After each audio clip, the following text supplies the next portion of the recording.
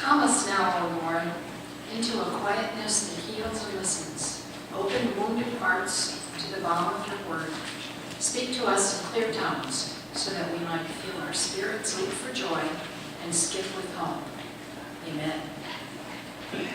This morning's reading is from various passages of Ruth 3.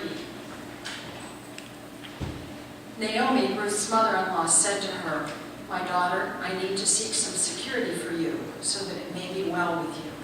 Now here is our kinsman Boaz, with whose young women you have been working. See, he is winnowing barley tonight at the threshing floor. Now wash and anoint yourself, put on your best clothes, and go down to the threshing floor. But do not make yourself known to the man until he has finished eating and drinking. When he lies down, observe the place where he lies. Then go and uncover his feet and lie down, and he will tell you what to do." She said to her, "All that you tell me I will do." So she went down to the threshing floor and did just as her mother-in-law had instructed her. When Boaz had eaten and drunk, and he was in a contented mood, he went to lie down at the end of the heap of grain. Then she came stealthily and uncovered his feet and lay down. At midnight the man was startled and turned over, and there, lying at his feet, was a woman. He said, "Who are you?" And she answered, "I am Ruth, your servant. Spread your cloak over your servant, for you are next of kin." So Boaz took Ruth, and she became his wife. When they came together, the Lord made her conceive, and she bore a son. Then the woman said to Naomi, "Blessed be the Lord, who has not left you this day without next of kin, and may his name be renowned in Israel. He shall be to you a restorer of life and a nourisher of your old age. For your daughter-in-law who loves you, who is more to you than 7 sons, has borne him." Then Naomi took the child and laid him in her bosom and became his nurse. The woman of the neighborhood gave him a name, saying, "A son has been born to Naomi." They named him Obed. He became the father of Jesse, the father of David. This is the word of the Lord. Thanks be to God.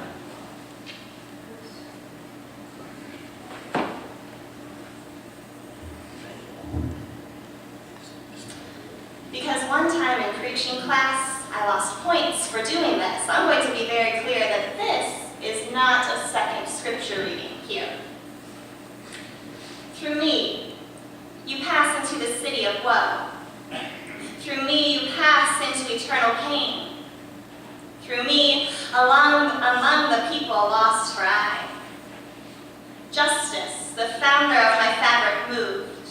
To rear me was the task of power divine, supremest wisdom, and primeval love. Before me, things create were none, save things eternal, and eternal I endure. All hope abandon, you who enter here. Now, does anyone recognize those words?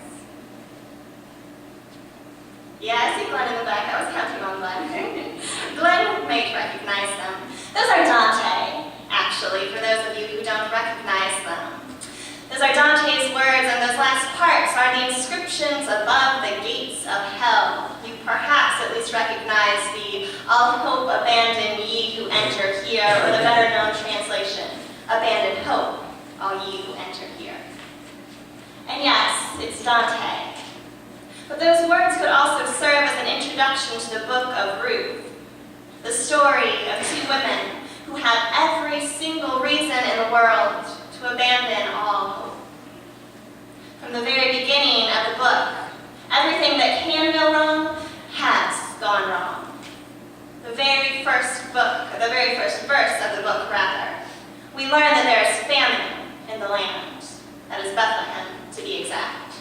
And the famine in Bethlehem is so bad that a woman named Naomi and her husband, Elimelech, and their 2 sons leave Bethlehem completely, and they go to Moab, because at least in Moab they have heard that there is food.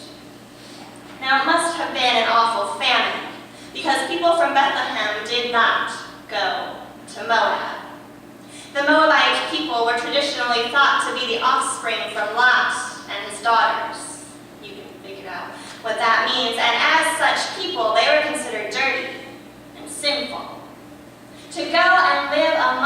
such people was clearly a desperate move. Naomi and her family must have exhausted all other avenues before settling in Moab. Abandoning all hope, they entered there. But things kept getting worse. Elimelech, that's the husband if you have a hard time keeping track of the names. Naomi's husband, Elimelech, dies. And that leaves Naomi in a foreign land with no means to support herself and 2 sons to feed. The times are very desperate indeed. Now that time, the Hebrew people had strict prohibitions against marrying Moabite people. The desperate times call for desperate measures, and in the time of famine and death, both of Naomi's sons end up marrying Moabite women because they have no chance at proper Hebrew wives, if you will. For a brief moment, 1/2 of one biblical verse, it seems that things are looking up. Then the other half of that biblical verse comes.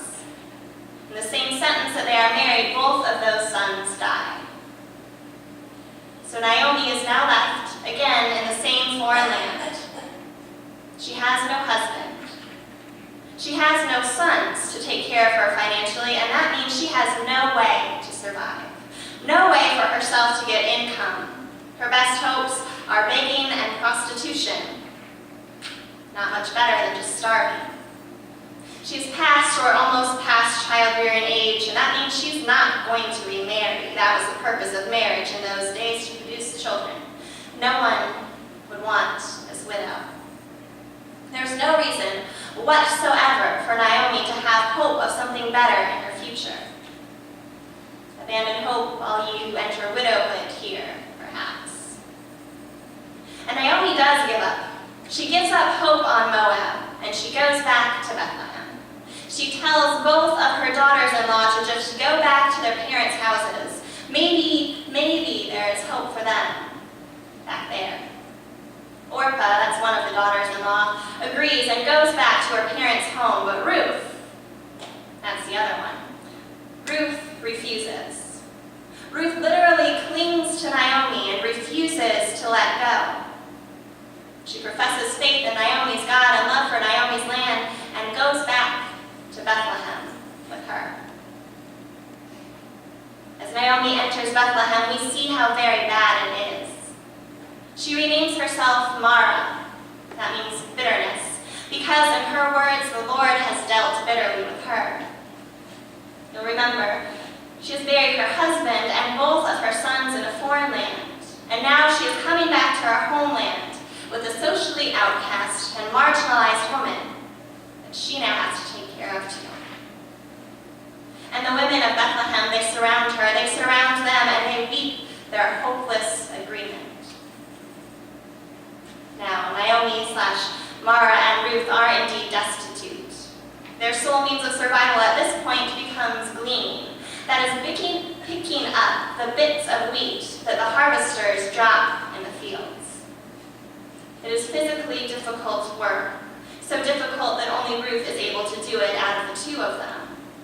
It is bending over in the hot fields all day long, and it yields very little, just little tiny bits of grain that then, through more difficult physical work, have to be beaten, have to be ground into flour, and cooked with water or oil just to get a little bit of crackery bread.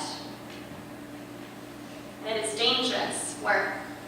It leaves Ruth open to beatings and sexual assault by the men who work in those same fields. There aren't really opportunities for advancement here. There is no reason to hope for anything better than enough bread to not starve while the harvest season goes on. I'd say abandoning hope is very reasonable here. And maybe I'm just on a pessimistic spiral this morning, but this biblical story is not the only place I see plenty of reasons to abandon all hope. Like the struggle against hunger, for one. There are more than 48 million people just in our country alone, in our wealthy country alone, who live on uncertainty as to where their next meal will come from, if it comes. 6 8% of households in our own state are food insecure. And that's with free school lunches and free school breakfasts, and that's with WIC, and that's with SNAP. That's what used to be called food stamps. Millions of people are still hungry. So why don't we just give up hope? Or there's the racial tensions and the racial disparities in this country and in this city. There's neighborhoods that are still segregated. There's the fact that the KKK still exists at all, let alone still does things in 2015. There's the fact that we arrest and incarcerate black men at 6 times the rate that South Africa did during the height of apartheid. So why don't we just give up? Why don't we just abandon hope? Or we can look at our environment around us. We have that underground fire burning in the landfill, and nobody can quite agree whether that is dangerous or not, even though it's close to nuclear waste. Or we can see that our temperatures are still inching up, and there are chemicals that we're not allowed to investigate that are being sprayed on our foods, that are going into our water. So why? Why do we still try? Why don't we just give up too? For this church, our little church. We have a little congregation, and we struggle to stay financially afloat. And we struggle to connect with the neighborhood and serve as Christ's hands and feet and still actually pay our bills on time, and our numbers are going in the wrong direction. So why don't we just give up hope? It would be easy, wouldn't it? To just give up hope and walk away and say there is nothing for us here. But Ruth and Naomi, they will not give up hope. When our scripture reading picked up this morning, we found for the first time in this story the tiniest little shred of hope. And this hope isn't because something wonderful has happened to Ruth and Naomi. It isn't because they randomly found a large bag of money in the street and were able to pay their bills. It wasn't because someone was exceptionally generous and gave them a house to live in. No. It's because of a plan that they devised together. It's kind of a halfway there, almost good enough, maybe this might work, cracked kind of scheme. Not sure if you caught it the first time around. But with their situation, know this. With Ruth being a Moabite, with her widowed mother-in-law coming along with her, no matter what the plan, the prospects aren't good. But they decide to go for it. The plan that they come up with, that half-baked, half-planned plan, relies on tricking Boaz into thinking that he has slept with Ruth and hoping that because of that, he might just marry her out of concern for his own honor. The hope is that he might want to avoid the bit of scandal that would be for him. And honestly, it's a really bad plan, and it's not realistic. And Ruth adds to the plan on the fly the announcement that Boaz is in fact their next of kin, which is an appeal to his sense of honor and duty, except for the fact that he only had any obligation to them if he were to have been Elimelech's, Naomi's husband's, brother, which he wasn't. He's in no way obligated to help these women. And to do so would be a financial burden for him, and yet they schemed, and they tried their hardest, and they hoped beyond hope that Boaz, this man, would help. They lived their hope. They didn't just sit in the fields and wish things were better. They did something about it. They lived out their hope with the best they had, with their insistence that something better must be possible even though they faced what looked like hopeless odds. And you heard it. You heard that the impossible does happen, the wonderful does happen, and their scheme somehow works, and Boaz marries Ruth and takes care of Naomi too. And not only that, God blesses their union and they have a son, and not just any son, a son that becomes King David's grandfather. And that son and Ruth herself, through this impossible possible and wonderful, hope-filled action, will they become great, great, great ancestors of Jesus Christ himself. Through hope, hope lived out in the face of hopelessness, God worked a miracle. Not just the miracle of shelter, of marriage, of love, and family, and joy. But Jesus, right? Through that hope, Jesus, the miracle of all miracles.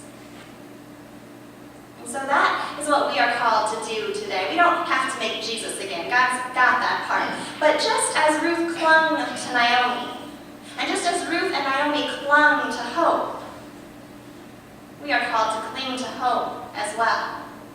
And not just cling to it as in wishing for it.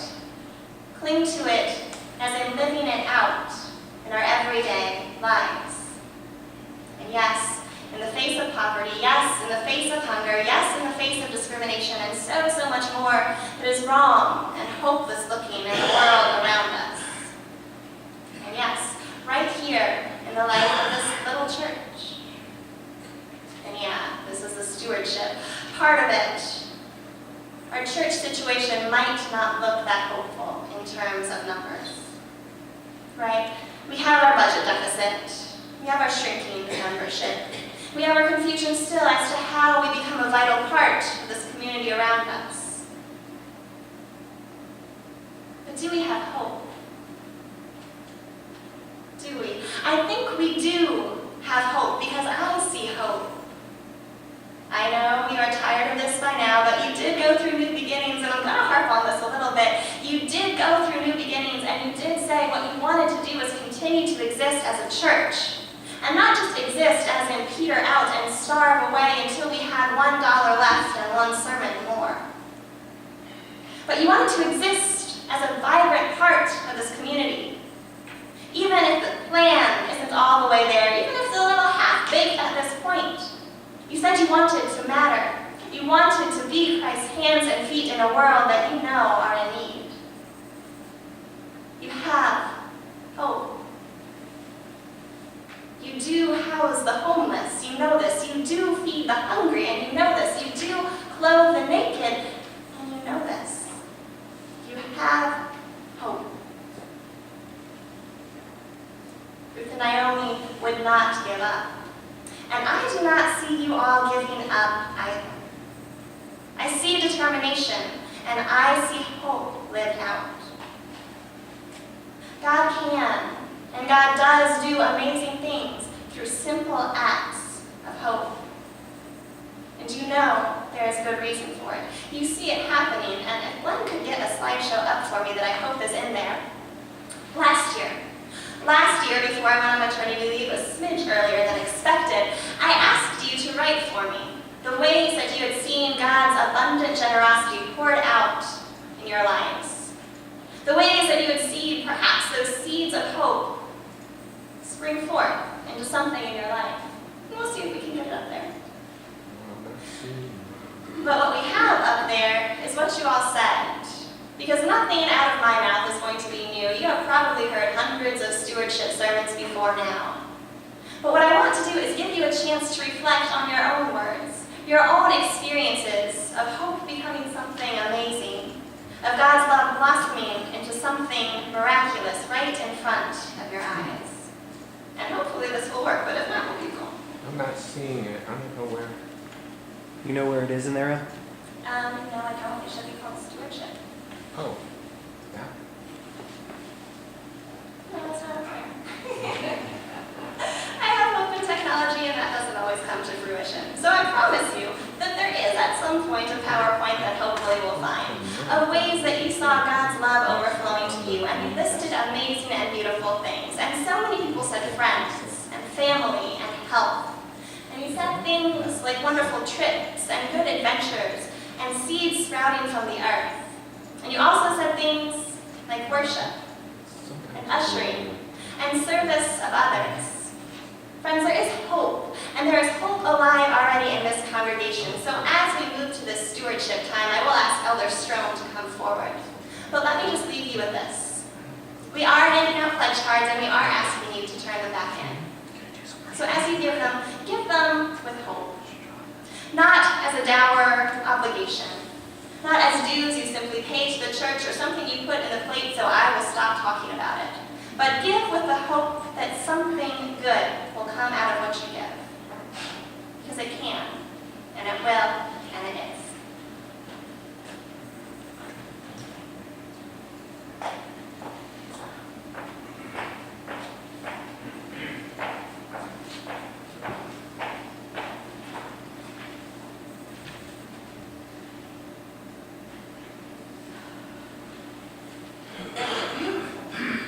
And I know that Calvary.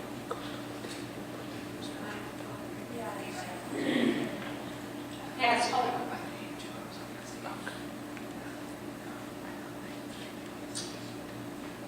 I have seen it at work in this church. I have seen it in the pews. When we had to come up with an enormous amount of money, and how people came up.